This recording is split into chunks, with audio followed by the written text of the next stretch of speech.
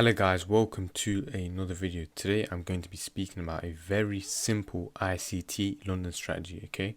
So in today's example, it is actually a real trade that I took. I'll be showing the proof later on in the video. And yeah, let's get straight into it. So for this example, you want to be trading on these two pairs, okay? GU and or EU, okay? And you want to be trading at this time. So you want to be trading during the London kill zone, hence why I said a London strategy, 2 to 5 a.m. New York time, okay? 2 to 5 a.m. New York time, okay? And these are the rules, okay? And these are the rules I'm going to be putting up right now, okay? So these are the rules. So it's actually got to do with the Asian session. So the Asia low or high swept, okay? So if their low gets swept, then you'd expect displacement in the opposing direction, a market structure shift, and then an entry of a fair value gap or any other PD array. So let me just quickly draw something else. So here we might have the Asian session, okay? And then what we might get is the Asian lows to get swept. So these lows get taken. We want displacement, a market structure shift within the lower time frame, sort of maybe the 5 minute, okay? And then an entry of a fair value gap, and then target the opposing side of liquidity. So this could be the Asian highs, that could be a liquidity target, Asian highs. It could be a near old high. It could also be a fair value gap, okay? So a fair value gap or any other PD array inside of a price leg, because that's internal range liquidity, okay? And remember, you have to be trading within 2 to 5 a.m. New York time during them times, okay? And yeah, let's get straight into it. Okay, so here we do have EU, okay? So this is the example, okay? So this day was Friday, the 6th of October 2023. And over here we actually have our Asian range, okay? So if you just search one indicators Asian session range, and you will just get the highs and lows. And what you want to do is just mark out the Asian range. So you mark out the high, mark out the low, okay? Now remember what was said, okay, in the rules. Either high or low has to get swept, okay? So a liquidity sweep, and then a market structure shift with displacement, and then entry of a fair value gap, okay? And then you can be targeting the Asian highs or Asian lows depending on the bias, okay?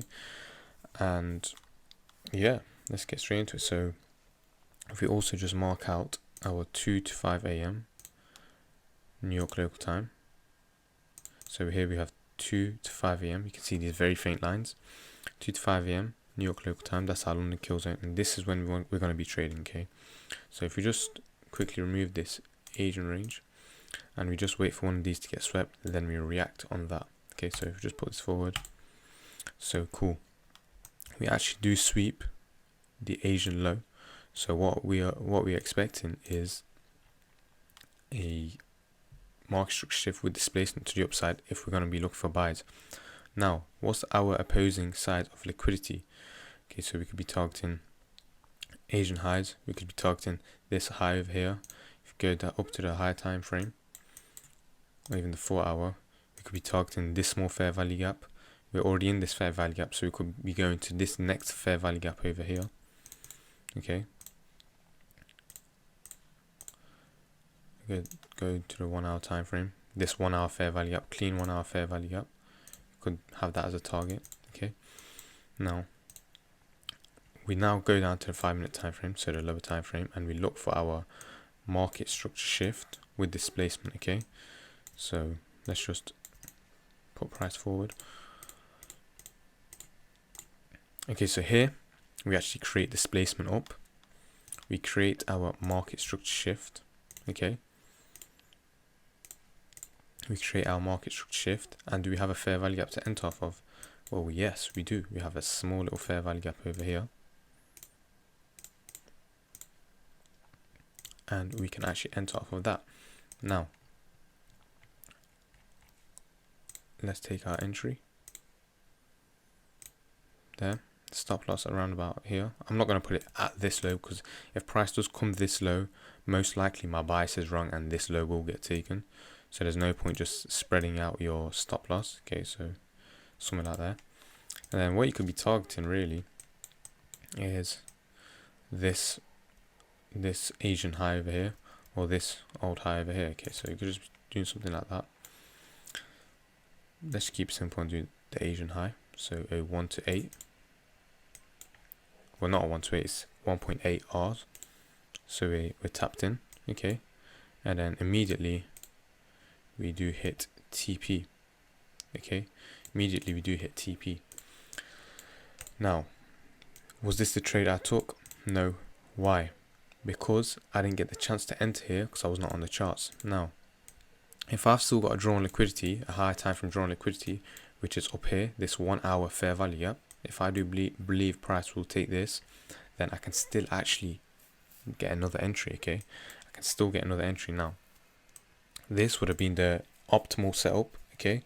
This follows the rules, but so does the next example I'm going to show you in this price leg, okay? It still follows the rules, it just doesn't enter off of the first fair value gap, okay? It enters with more confirmation, you could say, but realistically I was not on the charts, so I got in a re-entry before my drawn liquidity was met, the 1 hour fair value gap. So let me just remove this. So that would have been the right trade, you could say, to take. But let me just put this forward. So we have a fair value gap here, right? But I'm not really engaging in this. Why? Because I'm pairing what I do, because this is an add-on. What I'm pairing, okay, I'm pairing the Euro USD to the dollar index. Now, when the dollar index comes into a fair value gap and Euro USD comes into a fair value gap, that's when I'm going to be buying Euro USD, okay? It'll make more sense just in a second, just wait. And I should put this forward, so price comes into this fair value gap and then we actually do not respect it, and then we go up and then price just plays around with very choppy price action in here. And then what happens? We create this fair value gap, okay? Now, what's so special about this fair value gap?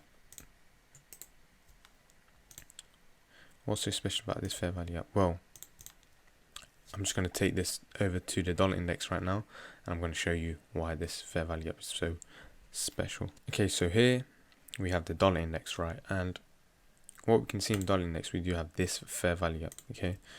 We have this fair value gap. We have this fair value gap. Now, anything in here, if we sold, it's still alright, okay? It's still a decent trade. However, like I said, I was not on the charts and I was essentially getting in on a re-entry. Now, if I just put this forward, price comes into this fair value gap. Once the dollar index comes into this fair value gap, okay, so if you just look at the time, it was actually 4:50 a.m. New York local time.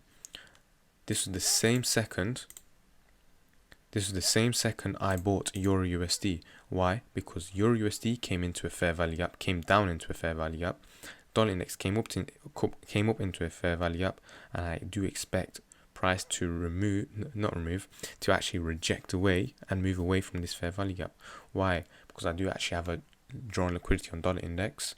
Hence why I had the 1 hour fair value gap drawn liquidity for EU, specifically that 1 hour fair value gap, because I have a drawn liquidity on the dollar index too, which is in sort of the same measurement, okay?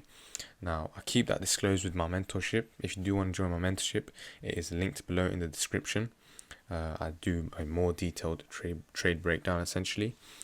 And yeah, so once price came into this fair value gap, I was buying Euro USD, so 4:50 a.m. New York local time. And then what happens? Look. Price just sells off afterwards, okay? Now, remember the timing, 4:50 a.m. Now I'm going to take it back to EU. Okay, so here we have EU again, okay? And just look at the timing of this candle, 4:50. So the same time, the dollar index came up into that fair value gap. At the same time, EU came into this fair value gap. So what did I do? I bought EU right here, okay? As the candle closed, okay? So I bought EU here. My stop loss was at this low, and then my take profit was, sorry, let me just put this there. My take profit was actually at that 1 hour fair value up. Okay, so it was just a bit below. In fact, I was just being safe. So we got that 1 hour fair value up, which is also a 4 hour fair value up as well. And also there's also a order block aligned with that fair value up. So I'm targeting internal range liquidity. I'm targeting liquidity inside of this price range. So in this price range, there's old highs, there's fair value gaps, okay, all that sort, and that's liquidity, okay. So we go back down to our 5-minute time frame. We bought here, and then what does price do? Well, we can see here.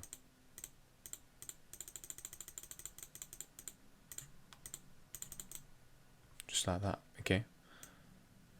Price hits our TP. Now, this is the same time the dollar index met a drawn liquidity I had, okay. Well, in and around the same time, okay. And there's a reason why I actually chose this fair value gap. It was to pair it with the dollar index, and that's something I'm not really willing to share here because I share that just with my members. But this in and of itself is very powerful. This will help you a lot, okay.